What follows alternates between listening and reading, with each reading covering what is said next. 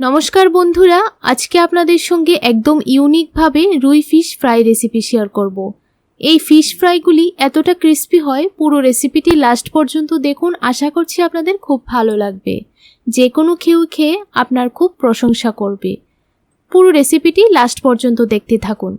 आमी तनुजा, आपनारा देखछेन तनुजास cooking creation. ताहले चलुन बंधुरा मजादार এই फिश फ्राई रेसिपिटी देखे नेওয়া যাক। ভিডিওটি ভালো লাগলে প্লিজ চ্যানেলটিকে সাবস্ক্রাইব করে আমার পাশে থাকবেন। দেখুন বন্ধুরা, এখানে আমি 5 পিস মাছ নিয়ে নিলাম। এবার 1 টিস্পুন আদা, রসুন এবং কাঁচা লঙ্কা বেটে নিয়েছি একসঙ্গে দিয়ে দিলাম। অল্প একটু দিয়ে দিচ্ছি হলুদ গুঁড়ো। অবশ্যই ঝালটা আপনাদের টেস্ট বুঝে দিয়ে দেবেন।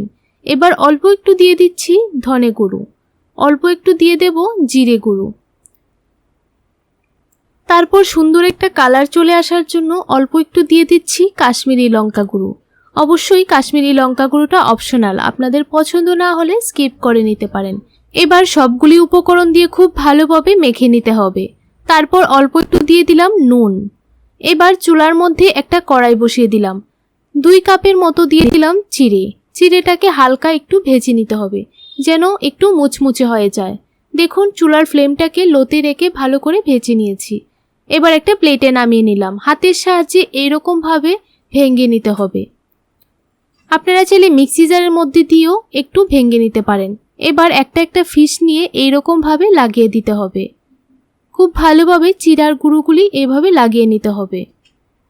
এবার চুলার মধ্যে একটা কড়াই বসিয়ে দিলাম আর পরিমাণ মতো দিয়ে দিলাম সরিষার তেল। তেলটাকে খুব ভালো করে গরম করে নিয়েছি। এবার একটা একটা মাছ দিয়ে দেব। এরকম ভাবে চিড়ের গুঁড়োর মধ্যে লাগিয়ে মাছগুলি দিয়ে দিতে হবে। দেখুন এক এক করে মাছগুলিকে চিড়ের গুঁড়োর মধ্যে লাগিয়ে তেলের মধ্যে দিয়ে দিচ্ছি। তারপর এপিট উপিট করে খুব ভালো করে ভেজে নিতে হবে। বন্ধুরা, বৃষ্টির দিনে বা এমনিতেই এভাবে ফিশ ফ্রাই তৈরি করে পরিবারের সবাইকে পরিবেশন করে দেখবেন। ওরা খেয়ে সবাই আপনার খুব প্রশংসা করবে। রেসিপিটি খুবই সহজ, খেতে তো ভীষণ ভালো লাগে। বা এমনিতেই ডালের সঙ্গেও পরিবেশন করতে পারেন। তো দেখুন খুব ভালো করে ভাজা হয়ে গেছে। এবার নামিয়ে নিচ্ছি। আর আপনারা দেখেই বুঝতে পারছেন যে কতটা ক্রিস্পি হয়েছে। আর এইভাবে ফিশ ফ্রাই তৈরি করে কিন্তু গরম গরম পরিবেশন করতে হবে, তাহলে কিন্তু খুবই মজা লাগে খেতে। আপনারা মাছগুলিকে আগে থেকেই সব মশলা দিয়ে মেরিনেট করে ফ্রিজের মধ্যে রেখে দিতে পারেন। যখন খাবেন তখন 5 মিনিট আগে বের করে চিড়ের গুঁড়োর মধ্যে লাগিয়ে ভেজে নিতে পারেন। আমি এখানে রুই মাছ দিয়ে করছি, আপনারা চাইলে কাতলা মাছ দিয়েও এই ফিশ ফ্রাই রেসিপিটি তৈরি করতে পারেন। রেসিপিটি কেমন লাগলো অবশ্যই কমেন্ট করে জানাবেন। ভালো লাগলে ভিডিওটিতে একটা লাইক করে দেবেন।